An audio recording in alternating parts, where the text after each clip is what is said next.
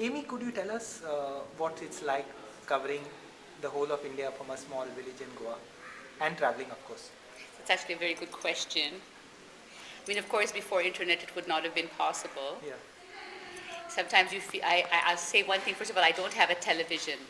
And so sometimes it's a bit of a joke when I'm writing about, should I look here or here? You Should I can look, yeah.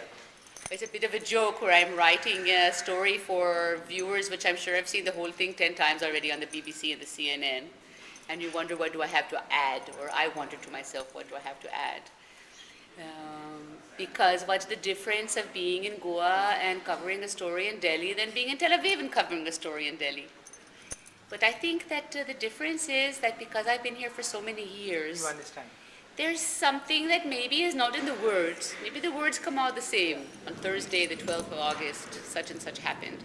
But there's something in the tone that comes between the lines, which is different because I'm here.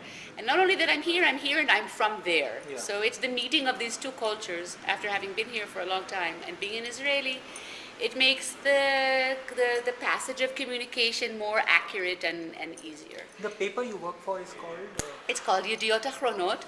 It's Israel's most widely circulated, most famous, most number one newspaper. It's not the one that most people abroad have heard of. Most people have heard of Haaretz, which is much more highbrow and intelligent and more worthy. But therefore, with very much less resources and no possibility of keeping a full-time person abroad like me. So. In terms of being in Goa, what are the kind of limitations from working out of a place like Goa?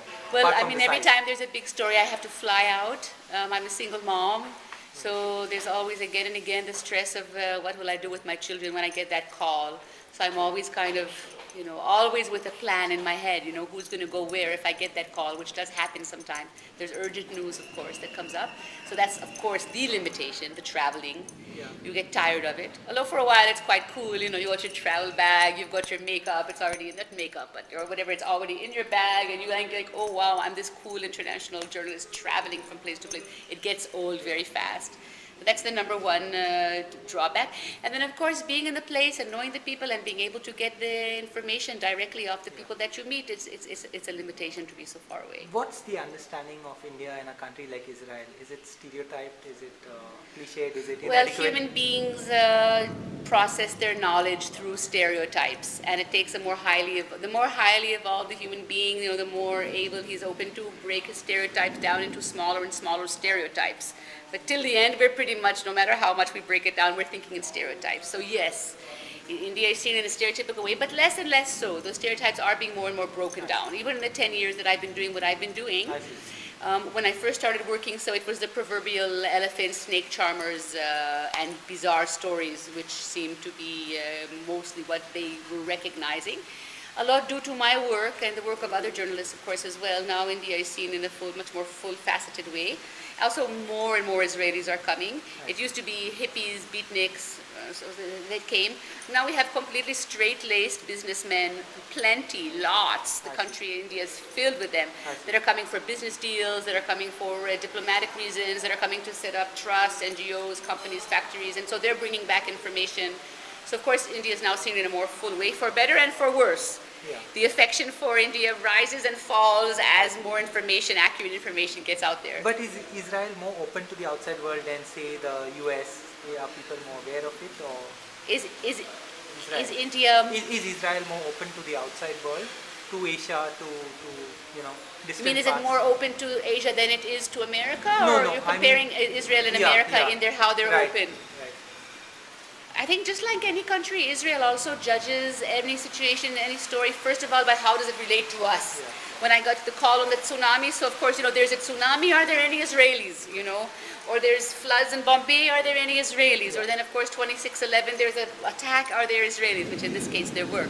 So, of course, first of all, they're interested in the world as to how it pertains to us. And how do they see us? What do they say about us? What do they think about us? If there's a story that comes out, so-and-so said such and such about Israel, they want to hear it.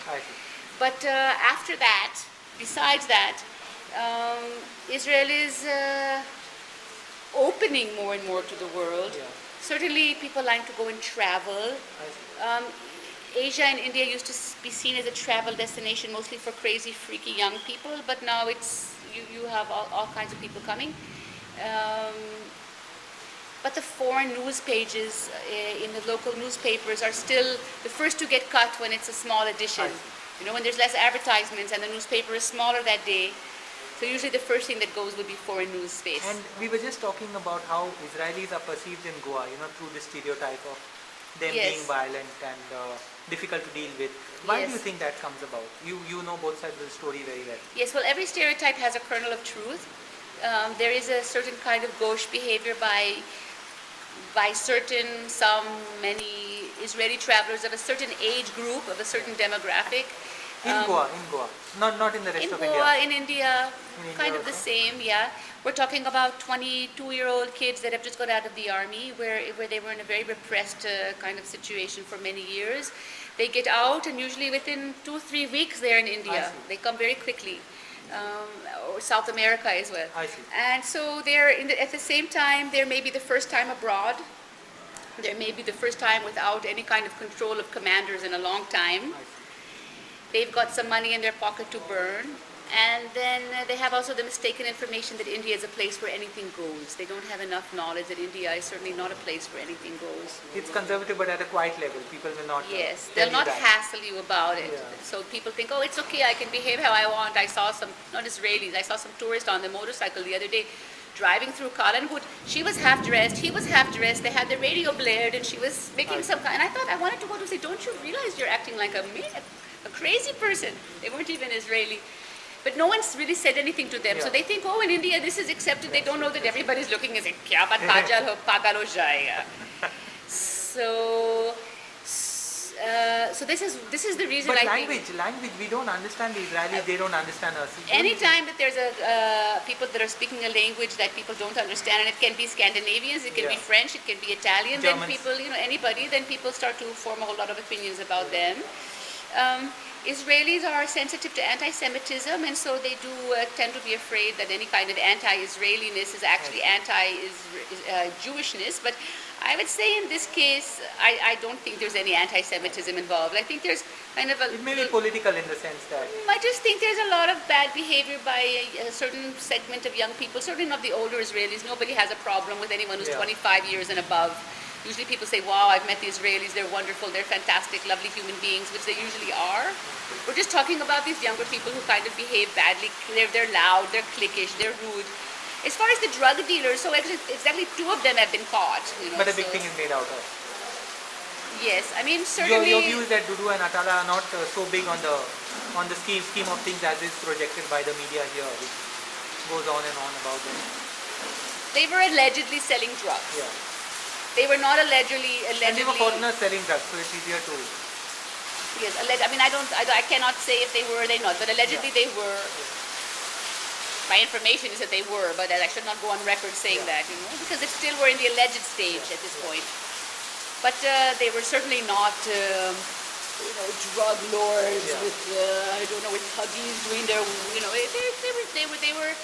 they had, allegedly, they certainly had a business going on, a racket going on. But all over the world, there's so many people having, drug business. And if you're a foreigner and if you get caught, you come in the press and you become a big thing. Yes. Hundreds of locals maybe it was a very big thing. I don't want to say. Nothing has been proven or nothing has been said. I don't want to say. I do want to say is that there's plenty of criminals in India, plenty of criminals in Israel. There's plenty of criminals in this world. And these are 2 of them, allegedly. So what are the stories that your readers look forward from you? What kind of stories do you enjoy doing best? What do I enjoy doing best? What do they look for? I love human interest stories, and that's the kind of story that I write the most. I find kind of interesting people that have done interesting things or things that are happening in villages or issues, and I've traveled all over into, really, I like going into the small villages the best. I see. In Bihar and UP, and I speak some Hindi. It's kind of kharab Hindi, but it's enough to speak to almost anyone I meet, so that makes it very fun. I don't think I'd be able to cover the news as well or as I do if I didn't speak this kind of Hindi that's kharab, but it'd be tige. And what is your last story? What was my last story? Well, right now today I'm working on this Portuguese boat docked in But that's for India. I'm having a very good time at it. No, I'll also be writing it for abroad. But I mean, it was asked for by India and I've sold it to my newspaper. My last story for my newspaper, well, next week I'm going to Bombay to cover the most ancient synagogue in Bombay has newly been renovated by an Israeli philanthropist, and I'll be covering that, and it will be published on 2611. So that's our kind of 2611 thing, is this old synagogue that's been And my last story, and then I did the Commonwealth Games. So I was in Delhi, and before I was in Delhi, I was in Bangalore for a story which I love to do about that little boy who lost his ball on the train and got lost. You remember that story? He was playing on the train station, and he kicked his ball in the train, and he got in and he got lost, and he was gone for 4 months, and then they found him and they brought him home. So I went out to his village and interviewed him and his family, and that was loads of fun. Thanks so much.